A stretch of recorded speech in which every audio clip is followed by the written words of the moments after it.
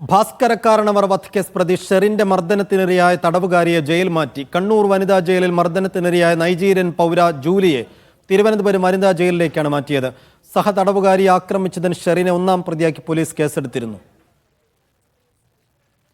സുനിൽ ഐസക് വിശദാംശങ്ങൾ നൽകും. സുനിൽ, നൈജീരിയക്കാരിയെ ജയിൽ മാറ്റുന്നു, എന്തിനാണ് ഈ മർദ്ദനം ഉണ്ടായതെന്ന കാര്യത്തിൽ പോലീസ് ഒരു വ്യക്തത നൽകുന്നുണ്ടോ?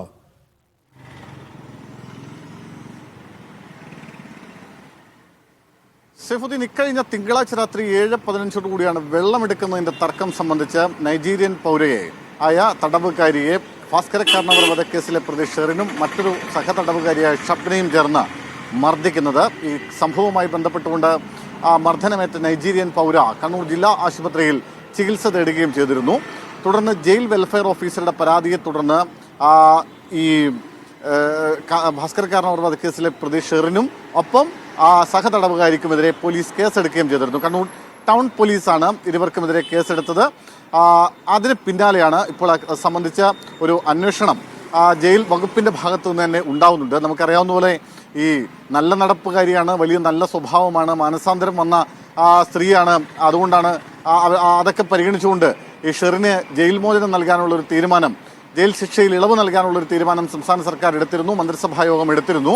അത് ഗവർണറുടെ മുന്നിലാണ് ഇപ്പോൾ ആ ഫയലുള്ളത്. അത് സംബന്ധിച്ചൊരു തീരുമാനം വന്നിട്ടില്ല. അതിനു മുമ്പാണ് ഇപ്പോൾ സഹതടവുകാരിയെ മർദ്ദിച്ച കേസിൽ ഷെറിനെതിരെ കേസ് ഉണ്ടാവുകയും ചെയ്തത്. എന്തായാലും ഈ കേസുമായി ബന്ധപ്പെട്ടുകൊണ്ട് അതിൻ്റെ ഒരു ഫോളോ അപ്പ് എന്ന നിലയ്ക്ക് ജയിൽ അധികൃതർ ചെയ്തിരിക്കുന്നത് ഈ മർദ്ദനമേറ്റ നൈജീരിയൻ തടവുകാരിയായ ജൂലിയെ ഇപ്പോൾ ജയിൽ മാറ്റിയിരിക്കുകയാണ്. അവരെ തിരുവനന്തപുരം വനിതാ ജയിലിലേക്കാണ് മാറ്റിയിരിക്കുന്നത്. ഇന്ന് വൈകുന്നേരത്തോടുകൂടി അവരെ തിരുവനന്തപുരം വനിതാ ജയിലിലേക്ക് മാറ്റാനാണ് തീരുമാനിച്ചിരിക്കുന്നത്. നേരത്തെ ഇതിപ്പോൾ ഷെറിനെ സംബന്ധിച്ച് പറഞ്ഞാൽ ഷെറിന് ഇത് മൂന്നാമത്തെ ജയിലാണ്. ആദ്യം വിയ്യൂരുണ്ടായിരുന്നു, അതിനുശേഷം തിരുവനന്തപുരത്തുണ്ടായിരുന്നു.